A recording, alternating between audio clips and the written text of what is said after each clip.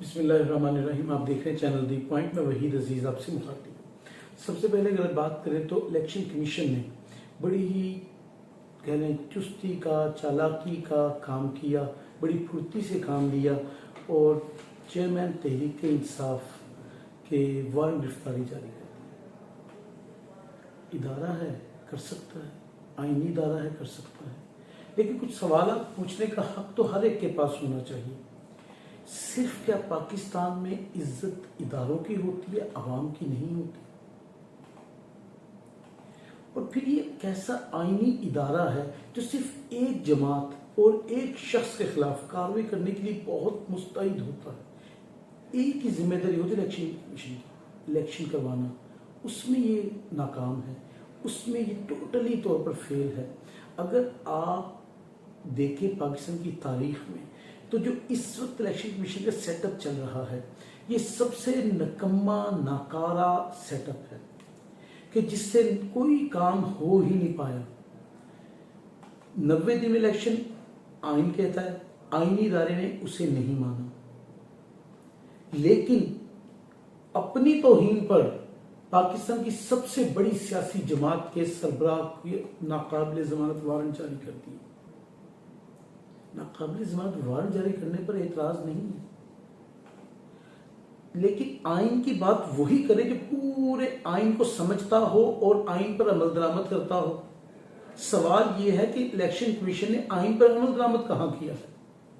एक जमात के फंड्स को सामने रखा, उसके खिलाफ फैसलों में मुस्तैद, बाकी जमातों को एक तरफ कर दिया कि आप चिल करें, आपके लिए कुछ नहीं है, आपके लिए आसानी है जो क्योंकि वहां बैठे हुए लोगों से बराह रास्त ये लोग नफा लेते हैं। अब नफा कई नौयत का होता है और फिर जाहिर है कि जो शख्स उनका मुखालिफ है उसे दबाना, फिर आइन के दायरे में रहकर दबाना कमाल है। कैसा कमाल का आइन मानते हमारे ये जो आईनी इदारा है, इसने कैसा कमाल का आइन माना है। इससे सवाल कर लें तो इसकी तौहीन हो जाएगी, सवाल करेंगे तो कहेंगे बहुत बड़ा जुल्म हो गया। आपने 25 करोड़ आवाम के साथ जुल्म किया, आपने उनका हक छीना है, आप कहां जवाब देंगे? आपको खौफ नहीं, अल्लाह का डर नहीं। आप सिर्फ एक शख्स को खत्म करने के लिए पूरे मुल्क के आइन को रौंद डाला आपने, पूरे मुल्क के आइन को दाव पे लगा दिया आपने। जिस टैक्स से आप तनख्वाहें लेते हैं उस आवाम के हकूक को दाव पे लगाया आपने। उन्हीं से टैक्स लेके उन्हीं के हकूक पर गासिब होकर बैठ जाएं। क्या ये आइन का काम है? क्या ये आईनी काम है? अगर पाकिस्तान में इलेक्शन होने नहीं तो मेरे ख्याल से इलेक्शन कमीशन के इदारे होना चाहिए। अगर आइन के तहत इलेक्शन होने फिर आईनी इदारा कैसे हुआ? ये जो आइन ही की धजिया बखेर दे वो आईनी इदारा किस तरह होगा? ये सवाल है हर उस पाकिस्तानी के ज़हन में जो पाकिस्तान से मोहब्बत करता है, जो पाकिस्तान के आईनी इदारों से मोहब्बत करता है। शर्त है कि वो आइन पर अमल करते हों, और जो आइन पर अमल ना करे उस पर तनकीद भी होनी चाहिए। उस सिर्फ तनकीद पर नहीं, असूलन तो उसके खिलाफ कोई सजा भी होनी चाहिए और उस शख्स को सामने लाना चाहिए जिसने आइन पर अमल दरामद से रोका है। वो कौन है जो 25 करोड़ अवाम के हकूक को रोकना चाहता है? वो कौन है जो आइन की पामाली चाहता है? वो कौन है जो आइन के तहत कोई काम नहीं करना चाहता? वो कौन है जो स्पेसिफिक एक शख्स को दबाकर उसकी सियासत को खत्म करना चाहता है? मैंने अपने पहले भी लोगों में कहा था, दो किस्म के मंसूबे हैं, अल्लाह बनाता है, एक इंसान होता, वही जो अल्लाह का मंसूबा होता है। 15 माह से कोशिश करके उन्होंने देख ली कौन सा मुकदमा, कौन सा केस है जो उस शख्स पर दर्ज नहीं किया गया। जब हम इस किस्म में लोग करते हुए लोग ये कहते हैं कि हम इमरान खान को फेवर दे रहे हैं, फेवर नहीं दे रहे, सवाल कर रहे हैं। हक है हमारा सवाल करना कि कौन सा मुकदमा दर्ज नहीं किया, लेकिन हर मुकदमे में उसे बारी ताला ने क्यों बचा लिया जैसे उस मुकदमे में था। बहरहाल ये जो इलेक्शन कमीशन ने किया, इसका रिएक्शन क्या आता है ये भी अंदाजा हो जाएगा। यकीनन जो पीटीआई है वो पिटिशन में इसके अगेंस्ट जाएगी और शायद चली भी गई है जहाँ तो मेरी मालूमात है। और पीपल्स पार्टी जो है वो बड़ी ही एक ठंडी सी सियासत खेल रही थी, अवाम में तो मकबूल है नहीं। पीपल्स पार्टी तो जहाँ तक हमारी रिसर्च है और हम जो देखते हैं उसका तो टिकट भी लेने के लोग तैयार नहीं। पंजाब में तो उसे कोई जानता भी नहीं, सिंध में वो धौंस धांधली से जीत जाते हैं, जैसे अगर उन्होंने मेयर बना लिया तो इस तरह तो वो पीपल्स पार्टी बड़ी मकबूल जमात है। ये धौंस धांधली करने में, खरीदो फरोख्त करने में तो पीपल्स पार्टी को मैं नंबर 1 जमात करार देता हूँ कि आसिफ अली जरदारी के पास खरीदारी के बहुत से तरीके हैं और ये तरीके उनके पास जाहिर है कि वो एक ऐसे किस्म के बिजनेसमैन थे। लोग उन्हें पहले भी 10% कहते तब शायद परसेंटेज बढ़ गई हो। तो आसिफ अली जरदारी साहब जो हैं वो इस काम में बड़े तेज थे, लेकिन गिलगित बल्तिस्तान में हालात कुछ उलट हो गए। वहां पीपल्स पार्टी पर इस्तीफों की बारिश हो गई। उनके अपने ही लोगों ने इनकी कही हुई बात को मानने से इनकार किया। कायरा साहब से वहां के लोगों की बाकायदा तौर पर तलखियां हुई और ये मामला इस नौयत के वजह मुफाहमत की सियासत करते थे, जो बहुत कुछ कहते थे, जो कहते थे वज़ीर आज़म अपना इस तरह ले आएंगे जैसे मेयर को ले आए। तो ये जो कह रहे हैं किसी हद तक बात किसी सही लगती है कि जीते कोई भी, जब कोई MLA घर से ना पहुंच सके असेंबली तक, जब किसी पर 10 मुकदमे करके उसे अंदर कर दिया जाए तो जाहिर है ये बन सकते हैं वज़ीर आज़म इस तरह।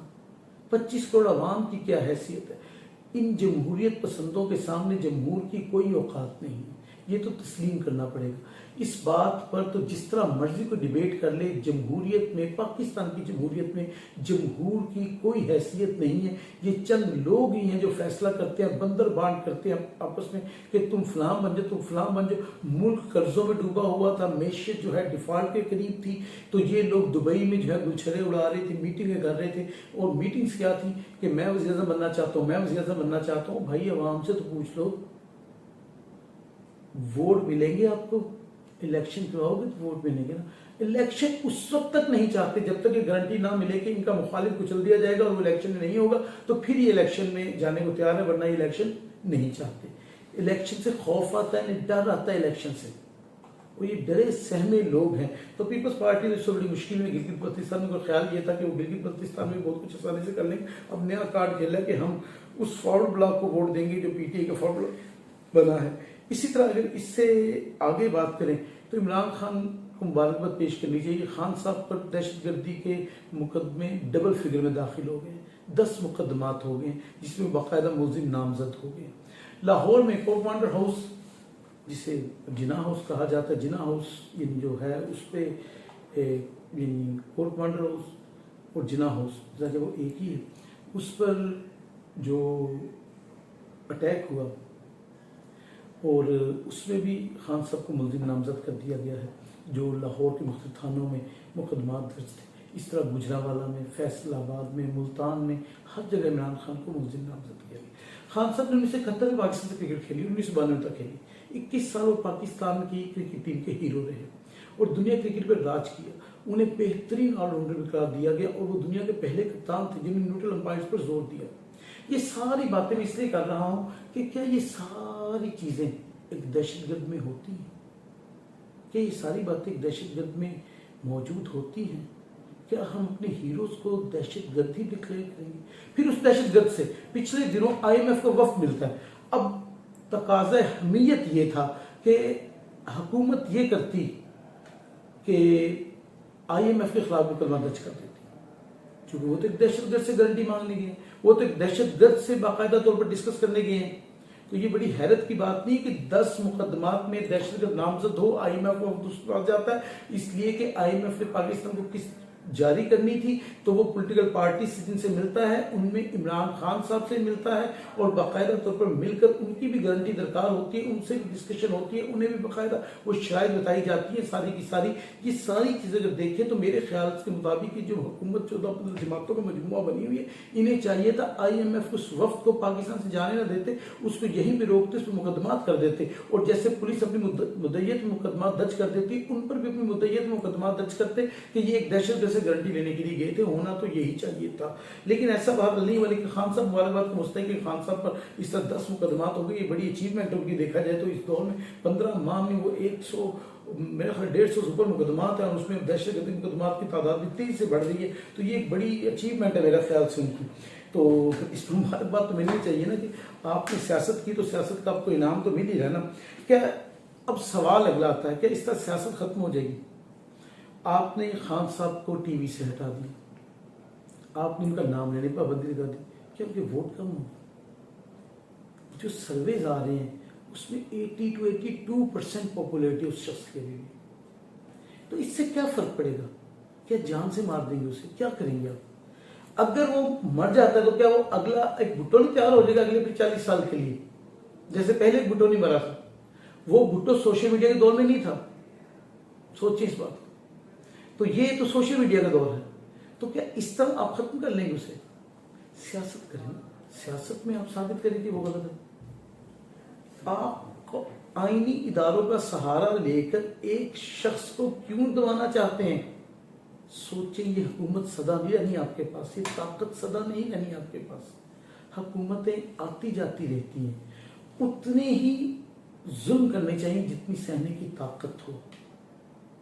हम सुनते आए कि नवाज शरीफ साहब के साथ बहुत जुल्म हुआ मुशर्रफ दौर में, लेकिन वो तो कमिटमेंट करके यहां से गए थे, जुल्म कैसे हुआ? एक शख्स में 150 से ज्यादा मुकदमा बना दिया आपने, सारी ताकत आपके पास, और वो शख्स फिर भी पाकिस्तान में बैठा हुआ। क्या ये उसके सही होने की या दलेर होने की दलील नहीं? आप मजाक उड़ाते हैं कि वो बाल्टी पहन के आते सर में, नवाज शरीफ साहब तबला सर पे पहन के आ जाए, तसला पहन के आ जाए सर पे, आए तो सही पाकिस्तान में, मुकदमा तो फेस करें, हम भी तस्लीम करेंगे बहादुर है। ये किस्सा, ये कहानी ने सुनाई कि बेटी का हाथ में जेल में चले गए, कमिटमेंट के पीछे उस वक्त दी, कमिटमेंट के बगैर आए, आकर मुकदमा का सामना कर लें, वो रसीदें दे दे एवन फील्ड की, हम वी लोग उनके हक में बनाएंगे, वो सारी रसीदें दे दें एक बार, ताकि जो हिजानी कैफियत मुल्क और कौम को करप्शन की है वो दूर हो जाए और समझ आ जाए कि वो उन्होंने करप्शन नहीं की हुई। केस तो एवन फील्ड से शुरू हुआ था जहां पे बैठे हुए। तो ये सारी बातें जब सामने रखते हैं तो मुल्क इन चीजों का क्या मुतहम्मिल हो सकता है कि जब आप सिर्फ एक मुखालिफ दबाने के लिए तमाम वसाइल इस्तेमाल में ला रहे हो, ये वसाइल अवाम की बेहतरी के इस्तेमाल में ले आए, अवाम को बेहतर चीजें दे दें, तो मुमकिन है आप सियासत में इन हो जाएं और आप इलेक्शन ऑनेस्टली जीत जाए।